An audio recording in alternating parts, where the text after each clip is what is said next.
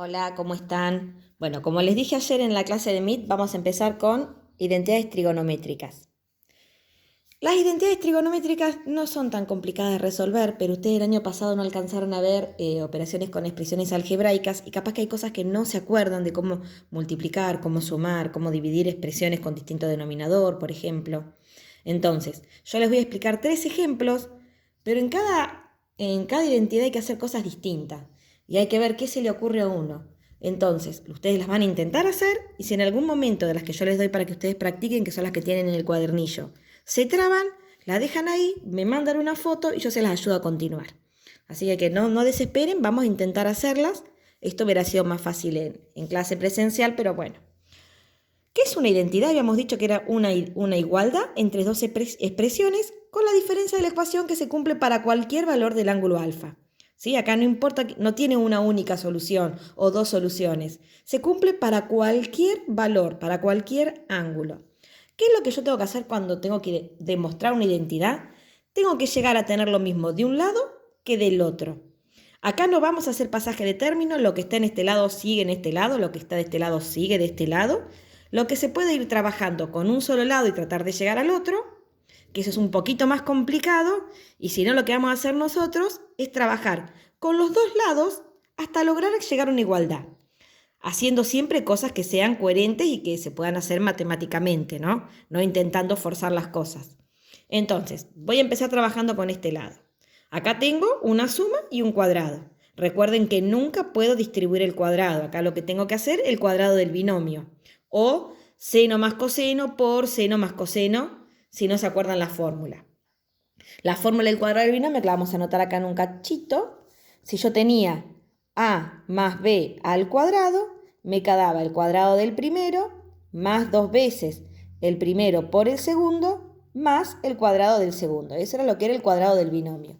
Y si no, hacía a más b por a más b y hacía todas las distributivas, a por b, b por a, b por b.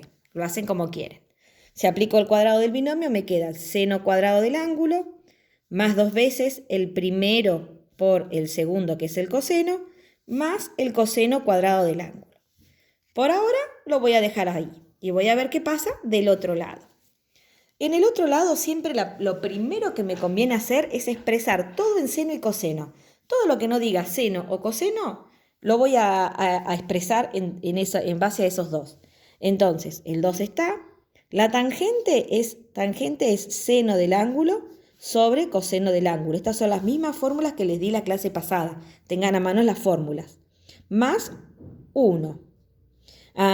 Me comí el coseno cuadrado. Por coseno cuadrado del ángulo. Ve acá, si yo me olvido algo, copio mal, ya está. Nunca voy a poder demostrar la identidad, obviamente. Más 1. Entonces, ¿acá qué puedo hacer? Cuando yo tenía una multiplicación de expresiones, podía simplificar cualquiera que estuviera en el numerador con cualquiera que estuviera en el denominador si eran iguales. Entonces, acá tengo coseno al cuadrado y acá tengo coseno. Uno de estos cosenos se me va a ir con este coseno de acá. Entonces me quedó 2 seno del ángulo por el coseno del ángulo más 1. Por acá llegué a esta expresión. Y ahora voy a mirar a esta de acá. Fíjense, 2 seno coseno está igual, pero acá tengo un 1 y acá tengo seno cuadrado y coseno cuadrado. Pero recuerden que según la identidad pitagórica, si yo tenía el seno cuadrado del ángulo más el coseno cuadrado del ángulo, eso me daba 1. Entonces yo a este con este los voy a poder agrupar. Entonces me va a quedar 2 seno del ángulo, coseno del ángulo, más seno más coseno, 1. Y ahí logré demostrar que era una identidad porque llega lo mismo de los dos lados. Vamos a pasar a otro ejemplo. No quiero tardar tanto para que no les quede tan largo el video, si no después no se me graba. Primero dijimos, paso todo a seno coseno. 1 más cotangente. La cotangente era la inversa de la tangente. Si la tangente es seno sobre coseno, la cotangente es coseno sobre seno. Pero como es cotangente al cuadrado, es coseno cuadrado sobre seno cuadrado. La cosecante era 1 sobre el seno cuadrado del ángulo. ¿Sí? Acá ya no puedo hacer nada más. Sigo trabajando con este lado. Acá hay una suma entre dos expresiones racionales algebraicas que tienen diferente denominador.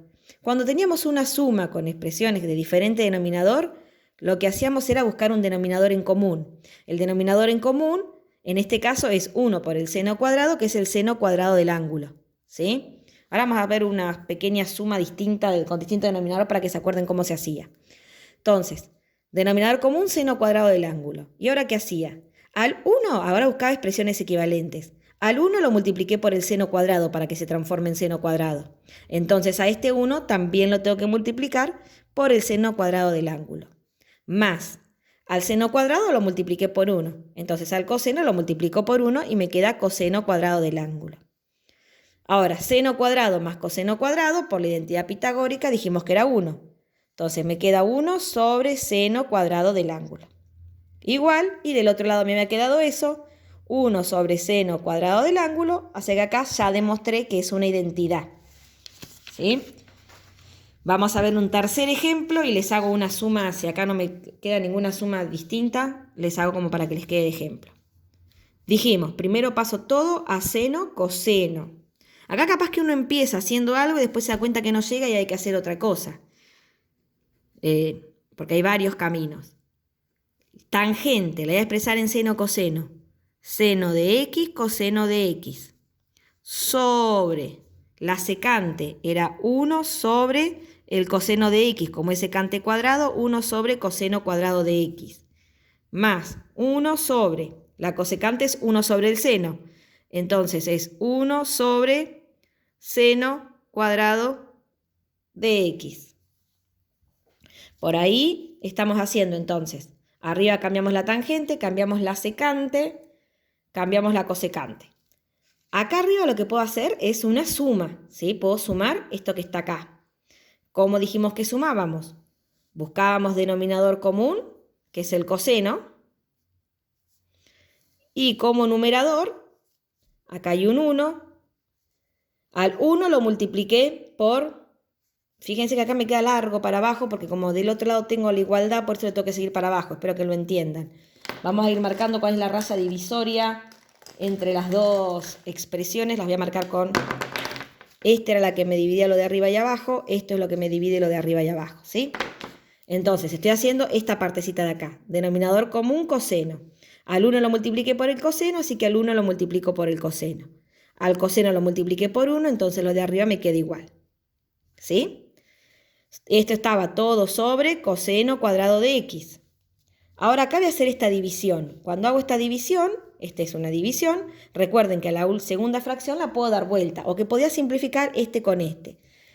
Pero para que se den cuenta más fácil, coseno de x más 2 seno de x sobre coseno de x lo voy a multiplicar por esto dado vuelta, por coseno cuadrado de x sobre 1. Ahora acá en la multiplicación podíamos simplificar este coseno de x que está acá con uno de estos que está acá cuadrado. Y lo que puedo hacer ahora es la distributiva, ¿sí? Entonces me queda coseno de x por coseno de x, coseno cuadrado de x, más 2 seno de x por coseno de x, 2 seno de x, sobre 1 que no lo escribo. Terminé con este pedacito de acá. Ahora vamos a ver este lado.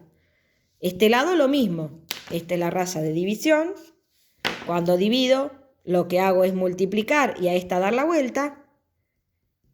Me queda 1 por seno cuadrado de x, me queda seno cuadrado de x, así que acá más seno cuadrado de x.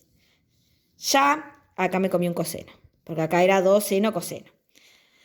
Ya terminé este lado. Podría, si quisiera, juntar el coseno con el seno como 1, como hicimos hoy. Pero ahora voy a trabajar con este lado. Aplicaba el cuadrado del binomio, el primero al cuadrado, más 2 veces el primero por el segundo, más el segundo al cuadrado. Y fíjense que acá logramos que me quedó lo mismo. Coseno cuadrado más 2 seno, lo voy a pasar para acá abajo, así lo miran.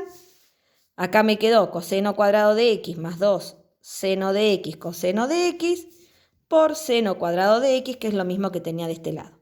Entonces demostré la identidad. Esta era un poquito más complicada.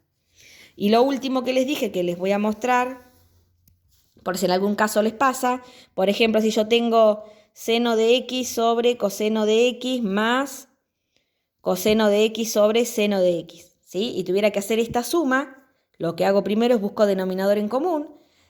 Para denominador en común se ponían todas las expresiones que aparecían, comunes y no comunes, con el mayor exponente. Recuerden cómo sumábamos fracciones. Entonces, coseno, en este caso me va a quedar coseno por seno, ¿sí? Si acá se me hubiera repetido el coseno, por ejemplo. Esta era coseno de x y este era seno por coseno, ¿sí? El coseno se escribe una sola vez. El coseno lo escribo, el seno lo escribo, el coseno ya lo escribí. Si este hubiera estado al cuadrado, voy agregando cosas para que vean. Si este hubiera estado al cuadrado, el coseno se repite, pero escribo el del mayor exponente, que es este que está al cuadrado. Así es como buscábamos el denominador en común. Y ahora nos fijábamos, a este que le agregué el seno de